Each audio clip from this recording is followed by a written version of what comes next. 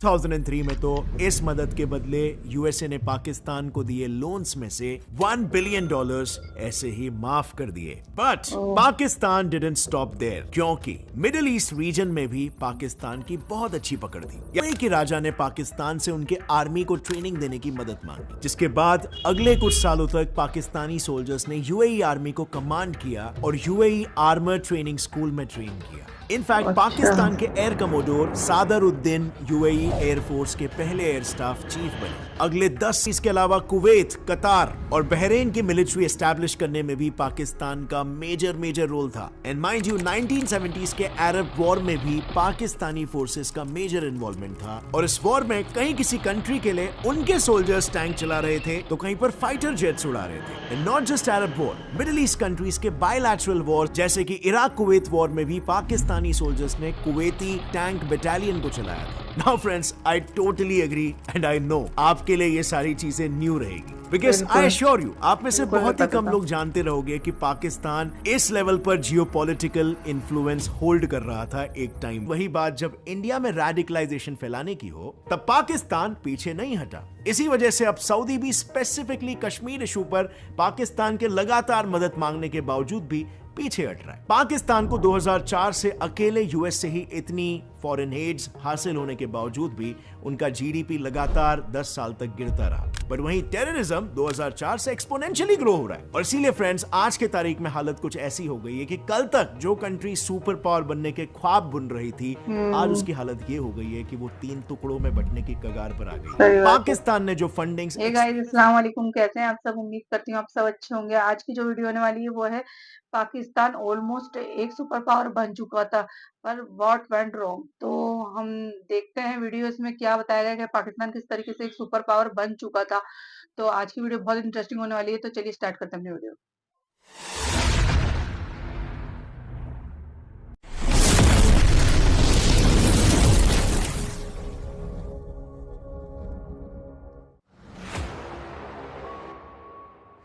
Dollar के मुकाबले पाकिस्तानी रुपया लगातार गिरता जा रहा है। Pakistan premier once again called his country a beggar state. ये सब सुन के आपके दिमाग में सबसे पहले क्या आया? Of course, our problematic neighbor Pakistan, right? Pakistan जो आज billions and billions of dollars की डेट में डूबा हुआ है, जिसके लिए यूएस भी ये कहता है कि दुनिया के सबसे डेंजरस देशों में से एक है। पाकिस्तान एक ऐसा देश जो इतना पॉलिटिकली अनस्टेबल है कि आज तक उसका एक भी प्राइम मिनिस्टर अपना पूरा टर्म पूरा नहीं कर पाया है। एंड गरीबी यहाँ इतनी है कि पाकिस्तान के प्रधानमंत्री खुद ये कहते हैं कि जब भी हम किसी कंट्री से बात करने जाते हैं वो ये समझते हैं कि हम यहाँ पर भीख मांगने आ रहे हैं। और हम आज 75 साल बाद आज कशकोर लेके फिर रहे हैं। वेल फ्रेंड्स, ये पाकिस्तान की आज की स्थिति है जो देखकर बुरा तो लगता है, क्योंकि हमें अपने भाई जैसा ही फील होता है। हमारे बिछड़े हुए भाई है जो इस सिचुएशन में आधम के हैं। लेकिन डू यू नो, एक टाइम ऐसा भी था जब यही देश सुपर पावर बनने की दौड़ में था। Yes, you heard that right. In fact US, central Asia, Arab countries, ये सब पाकिस्तान को सुपर पावर बनाने में उसका साथ दे रहे थे। कोऑपरेशन इतना हाई था। वेल, आप में से बहुत ही कम लोगों को पाकिस्तान के इस दौर के बारे में पता भी होगा। सुपर पावर बनने का सपना पाकिस्तान आजाद होते ही देखने लगा था, क्योंकि उसके लिए उसका सबसे बड़ा हथियार था रिलीजन। आजाद होते ही पाकिस्तान इस्लामिस्तान बनने के सपने देखने लगा था। बेसिकली प्लान बिल्कुल सिंपल था, दुनिया के सारे मुस्लिम देशों को एक एक करके इस्लामिस्तान बनाना, और इन इस्लामिस्तानों का सुल्तान होता पाकिस्तान खुद। ये बात ज्यादा लोगों को पता नहीं है, लेकिन 1947 में इंडिपेंडेंस के जस्ट बाद पाकिस्तान के टॉप रैंकिंग लीडर खालिद उज़्ज़मान ने पूरे मिडिल ईस्ट का दौरा भी किया इस्लामिस्तान के इस आइडिया का प्रचार करने के लिए। हालांकि एक ऐसा दौर था जहां पर मिडिल ईस्टर्न कंट्रीज अपने ही डोमेस्टिक इश्यूज में फंसी हुई थी, और इसीलिए बात आगे नहीं बढ़ी। बट पाकिस्तान ने सो कॉल्ड इस्लामिक लीडर बनने का प्रयास फिर भी जारी रखा। इस प्रयास में सबसे पहले तो उसने organisation of Islamic countries OIC की नींव की स्थापना की। ये वो ऑर्गेनाइजेशन है जो आज के तारीख में भी दुनिया की सबसे बड़ी और इन्फ्लुएंशियल कलेक्टिव है इस्लामिक कंट्रीज की। OIC के बाद पाकिस्तान का दूसरा सबसे बड़ा मूव था न्यूक्लियर वेपन्स पर अपना कब्जा जमाना। If we want to make advances in nuclear technology, Pakistan nuclear weapon को लेकर इतना उतावला था कि एक बार उनके प्राइम मिनिस्टर जुल्फिकार अली भुट्टो ने तो यह भी कह दिया था कि क्रिश्चियंस, जूस और हिंदूस, ये तीनों सिविलाइजेशन के पास अपने अपने न्यूक्लियर वेपन्स आ गए हैं। ऑब्वियसली इंसिनुएटिंग कि सारे सिविलाइजेशंस आगे बढ़ रहे हैं, पर सिर्फ एक इस्लामिक सिविलाइजेशन के पास अपनी न्यूक्लियर कैपेबिलिटी नहीं है। पर पाकिस्तान अपने इस मुहिम में तभी सक्सेसफुल हो पाता जब दूसरे कंट्रीज उसके इन्फ्लुएंस में आ जाते। और फिर क्या था, पाकिस्तान ने अपने आप को छोटे मुस्लिम देशों का सेल्फ प्रोक्लेम्ड सेवियर बना लिया। एंड इसीलिए तो इंडोनेशिया जैसे देश के इंडिपेंडेंस में पाकिस्तान का बहुत बड़ा हाथ था। और फ्रेंड्स, वैसे मैं ये तब की बात कर रहा हूं जब पाकिस्तान खुद भी एक इंडिपेंडेंट देश नहीं था। ऑल इंडिया मुस्लिम लीग के लीडर जिन्ना ने ब्रिटिश आर्मी में मुस्लिम सोल्जर्स को इंडोनेशिया जाकर अपने मुस्लिम ब्रदर्स को इंडिपेंडेंस दिलाने के लिए परसुएड किया। And you won't believe, but 600 से 800 मुस्लिम सोल्जर्स जिन्ना की बात मानकर ब्रिटिश आर्मी को धोखा देकर इंडोनेशिया चले गए आजादी की जंग में उसका साथ देने। अब इंडिपेंडेंट होने के बाद भी पाकिस्तान ने सोल्जर्स इंडोनेशिया भेजने का सिलसिला जारी रखा। एंड जब फाइनली इंडोनेशिया इंडिपेंडेंट हुआ तब पाकिस्तान ने देश भर में पब्लिक हॉलिडे को डिक्लेयर कर दिया। ऐसा इतिहास में लिटरली पहली बार हो रहा था कि एक देश के आजादी का जश्न कोई और देश मना रहा था। बट पाकिस्तान यहां पर भी नहीं रुका। पाकिस्तान ने तो Libya, Tunisia, Morocco, Algeria, Somalia, Eritrea जैसे दूसरे छोटे मुस्लिम देशों की इंडिपेंडेंस की भी बात यूएनएससी में उठाई। लेकिन वो कहावत है ना, हाथी के दिखाने के दांत अलग और खाने के दांत कुछ अलग। बस पाकिस्तान का भी केस कुछ ऐसा ही था, क्योंकि पाकिस्तान का रिलीजियस सुप्रीमेसी पाने का असली डर्टी गेम तो कहीं और ही चल रहा था। It was in central Asia. अब ये गेम चलो अलग है, लेकिन पाकिस्तान खुद अपने लोगों को गेम खेलने से रोक रहा है। पाकिस्तान का रिलीजियस डर्टी गेम तो कहीं और चल रहा था, and it was central Asia. 1984 में पाकिस्तानी इंटेलिजेंस ने कुरान के 5000 कॉपीज को इलीगली यूएसएसआर के सदर्न बॉर्डर्स के थ्रू स्मगल किया था। इनफैक्ट नारकोटिक्स, वेपन्स और भी कई सारे इस्लामिक बुक्स भी यूएसएसआर बॉर्डर के अंदर पहुंचाए जा रहे थे। सो पिक्चर दिस, आज ऐसा क्यों है? कम्युनिस्ट यूएसएसआर के 15 में से 6 रिपब्लिक्स तो मुस्लिम मेजॉरिटी है। वेल, पाकिस्तान को यूएसएसआर को डिस्टेबलाइज करके इसी का एडवांटेज लेना था, और इसीलिए वो इन देशों में इस्लामिक रेडिकलिज्म को बढ़ाने की कोशिश कर रहा था। लेकिन just imagine things over here, USSR वो टाइम का एक सुपर पावर था और पाकिस्तान शेर के मुंह में सीधा हाथ डाल रहा था। इतना वो टाइम पे पाकिस्तान की डेयरिंग थी। अपने इस मकसद में सक्सेसफुल होने के लिए उसने मुजाहिदीन टेररिस्ट को भी सेंट्रल एशियन स्टेट्स में एक्सपोर्ट करना शुरू कर दिया। उसने Islamic union of the northern people of Afghanistan नाम की एक सीक्रेट ऑर्गेनाइजेशन भी बनाई, जिसका हेडक्वार्टर पेशावर में था और इसका मिशन था सोवियत के मुस्लिम्स को आजाद कराना। काइंड ऑफ लाइक जो वो कश्मीर के साथ करने की कोशिश कर रहे हैं आज की तारीख में। Even international movement of Uzbekistan IMU नाम की एक एक्सट्रीमिस्ट ऑर्गेनाइजेशन को पाकिस्तान अपना सपोर्ट देता था, सो दैट सेंट्रल एशिया में उसका इन्फ्लुएंस बना रहे। एंड 1991 में सोवियत के कोलैप्स के बाद भी पाकिस्तान ने इन देशों को डिप्लोमेसी और ट्रेड जैसी बड़ी चीजों से लेकर छोटी चीजों में भी ट्रेनिंग दी, जैसे कि banking, accountancy and even English language. Eventually Pakistan का इन पर इन्फ्लुएंस इतना ज्यादा हो गया कि ताजिकिस्तान के फॉरेन मिनिस्टर ने तो ये तक ओपनली कह दिया कि हम इंडियन मिलिट्री बेसिस को कभी अपने सॉइल पर अलाउ भी नहीं करेंगे। वेल, ये तो बात थी सेंट्रल एशिया की, लेकिन यूएसए और अरेबियन सुपर पावर्स को भी पाकिस्तान ने अपने साइड में कर लिया था। Really, that's true. अगर अर्ली 50s में किसी एशियन कंट्री के यूएस के साथ सबसे फ्लरिशिंग रिलेशंस थे, तो वो देश था पाकिस्तान। रिलेशंस इतने अच्छे थे कि यूएस पहली कंट्री थी जिसने इंडिपेंडेंस के बाद पाकिस्तान को एज ए कंट्री एक्सेप्ट करके उसके साथ डिप्लोमेटिक टाइज बनाए। साल 1950 के बाद से ये दोस्ती और भी गहरी होती चली गई। पाकिस्तान के आजाद होते ही यूएस प्रेसिडेंट हैरी ट्रूमैन ने पाकिस्तानी पीएम लियाकत अली खान को यूएसए बुलाया। इस मुलाकात के दौरान ट्रूमैन ने खान से पाकिस्तान में CIA बेस बनाने की मांग की, जिसे खान ने टाल दिया। लेकिन ये मुलाकात पाकिस्तान के लिए काफी ज्यादा फायदेमंद साबित हुई, क्योंकि यूएसए और पाकिस्तान ने mutual defence assistance agreement sign किया, जिसके तहत कई पाकिस्तानी सोल्जर्स को यूएसए ट्रेन करने वाला था और यूएसए ने military assistance advisory group MAG को रावलपिंडी में एस्टैब्लिश कर दिया। और इस मुलाकात के बाद अगले 4 सालों तक कई टॉप पाकिस्तानी ऑफिशियल्स यूएसए गए और हेवी यूएस एड्स पाकिस्तान को मिलते रहे। पाकिस्तान ने तो यूएस आर्मी को अपना पेशावर एयर स्टेशन लीज पर भी दे दिया, ताकि वो वहां से रशिया पर नजर रख सके। इस दोस्ती से खुश होकर 1960s में यूएसए ने पाकिस्तानी पीएम आयूब खान को बुलाकर उनका कुछ ऐसा बहुत ही शानदार स्वागत किया।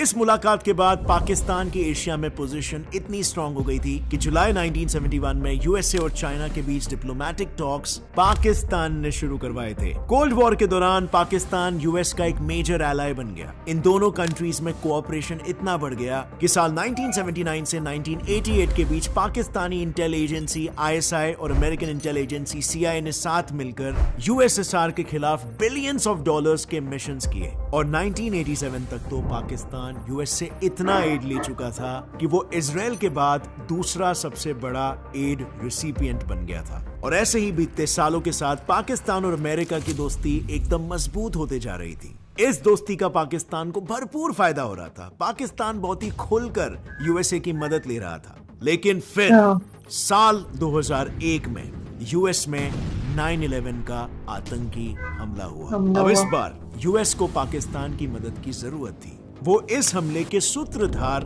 ओसामा बिन लादेन को पकड़ना चाहते थे और बस अपने दोस्त की मदद करने में पाकिस्तान जुट गया। शुरू में पाकिस्तान ने तालिबान और अलकायदा के मेंबर्स के साथ बात करके ओसामा को हैंडओवर करने की डील करने की कोशिश की, लेकिन इस नेगोशिएशन के फेल होने के बाद पाकिस्तान ने अपने सारे एयर बेसेस को यूएस फोर्सेस के लिए ओपन कर दिया ताकि वो अलकायदा पर हमला कर सके। इस इतनी बड़ी मदद के बदले यूएस ने पाकिस्तान पर लगाए सारे पुराने सैंक्शंस हटा दिए और 2003 में तो इस मदद के बदले यूएसए ने पाकिस्तान को दिए लोन्स में से $1 बिलियन ऐसे ही माफ कर दिए। But Pakistan didn't stop there, क्योंकि मिडिल ईस्ट रीजन में भी पाकिस्तान की बहुत अच्छी पकड़ थी, या यूं भी कहा जा सकता है कि पूरा रीजन पाकिस्तान के स्ट्रॉन्ग इन्फ्लुएंस में था। इस पूरे मिडिल ईस्ट में एक एक कंट्री का पाकिस्तान मदद कर रहा था, जैसे कि यूएई। 1968 में आजादी के तुरंत बाद यूएई के राजा ने पाकिस्तान से उनके आर्मी को ट्रेनिंग देने की मदद मांगी, जिसके बाद अगले कुछ सालों तक पाकिस्तानी सोल्जर्स ने यूएई आर्मी को कमांड किया और यूएई आर्मर ट्रेनिंग स्कूल में ट्रेन किया। इनफैक्ट पाकिस्तान के एयर कमोडोर सादरुद्दीन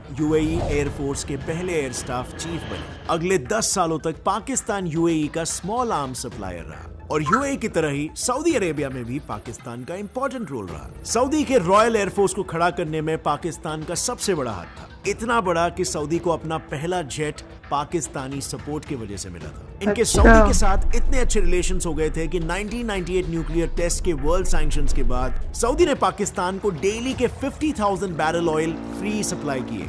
इन कंट्रीज के अलावा कुवैत, कतार और बहरीन की मिलिट्री एस्टैब्लिश करने में भी पाकिस्तान का मेजर रोल था। एंड माइंड यू 1970s के अरब वॉर में भी पाकिस्तानी फोर्सेस का मेजर इन्वॉल्वमेंट था और इस वॉर में कहीं किसी कंट्री के लिए उनके सोल्जर्स टैंक चला रहे थे तो कहीं पर फाइटर जेट्स उड़ा रहे थे। And not just Arab war, middle east countries के बायलैटरल वॉर जैसे कि इराक कुवैत वॉर में भी पाकिस्तानी सोल्जर्स ने कुवैती टैंक बटालियन को चलाया था। Now friends, I totally agree and I know आपके लिए ये सारी चीजें न्यू रहेगी, because I assure you आप में से बहुत ही कम लोग जानते रहोगे कि पाकिस्तान इस लेवल पर जियोपॉलिटिकल इन्फ्लुएंस होल्ड कर रहा था एक टाइम पे। बट अब आता है मेजर सवाल कि पाकिस्तान के जब सारे तारे चमक रहे थे तो आखिर ऐसा क्या हुआ कि वो इतनी बुरी तरीके से फेल हो गया। वेल फ्रेंड्स, बात ये है ना, इतना अच्छा इन्फ्लुएंस होने के बावजूद भी पाकिस्तान इस इन्फ्लुएंस को बिल्कुल भी लेवरेज नहीं कर पाया।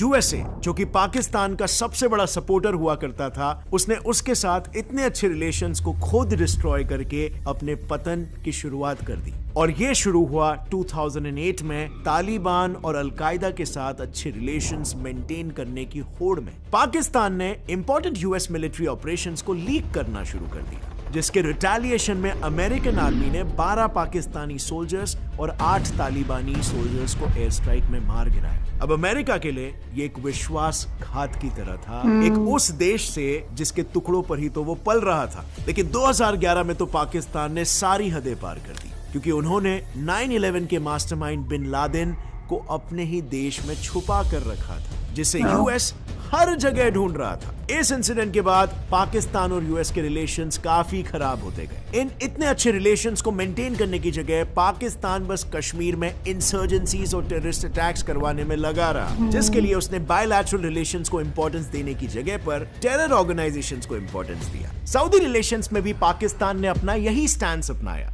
यमन वॉर के दौरान जब सऊदी को उसकी जरूरत थी तब उसने हाथ खड़े कर दिए, लेकिन वही बात जब इंडिया में रेडिकलाइजेशन फैलाने की हो तब पाकिस्तान पीछे नहीं हटा। इसी वजह से अब सऊदी भी स्पेसिफिकली कश्मीर इशू पर पाकिस्तान के लगातार मदद मांगने के बावजूद भी पीछे हट रहा है। पाकिस्तान को 2004 से अकेले यूएस से ही इतनी फॉरेन एड्स हासिल होने के बावजूद भी उनका जीडीपी लगातार 10 साल तक गिरता रहा। पर वहीं टेररिज्म 2004 से एक्सपोनेंशियली ग्रो हो रहा है। और इसीलिए फ्रेंड्स, आज के तारीख में हालत कुछ ऐसी हो गई है कि कल तक जो कंट्री सुपर पावर बनने के ख्वाब बुन रही थी, आज उसकी हालत ये हो गई है कि वो 3 टुकड़ों में बंटने की कगार पर आ गई। पाकिस्तान ने जो फंडिंग्स एक्सट्रीमिस्ट और टेरर ऑर्गेनाइजेशंस को फंड करने के लिए लगाए, वही फंडिंग्स को अगर उसने इकोनॉमिक डेवलपमेंट में खर्च किया होता तो आज पाकिस्तान की हालत ये हालत नहीं होती। लेकिन फ्रेंड्स, आज मामला तो ये हो गया है कि पाकिस्तान 3 टुकड़ों में बंट ये थी वीडियो और अमेजिंगली प्रेजेंट की गई, और इन्होंने काफी जो भी बताया डिटेल में, उसके बारे में मुझे कुछ भी नहीं पता था कि पाकिस्तान का इतना इन्फ्लुएंस है। और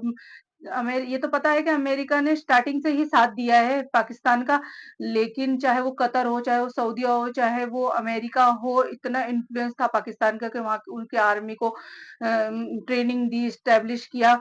लेकिन फिर भी पाकिस्तान ने क्या किया, उसने अमेरिका को धोखा दिया। तो इसी वजह से हमें आज, तो पहले ये नहीं पता था कि पहले इतनी सुपर पावर थी पाकिस्तान के पास, लेकिन आज पाकिस्तान का क्या हाल है तो हम सबको ही पता है। तो गाइज, ये था मेरा रिएक्शन। आई होप आपको पसंद आया। अगर वीडियो पसंद आई तो वीडियो को लाइक करें, शेयर करें, कमेंट करके जरूर बताएं, और मेरे चैनल को सब्सक्राइब करें। तो मिलते हैं नेक्स्ट वीडियो में। अल्लाह हाफिज।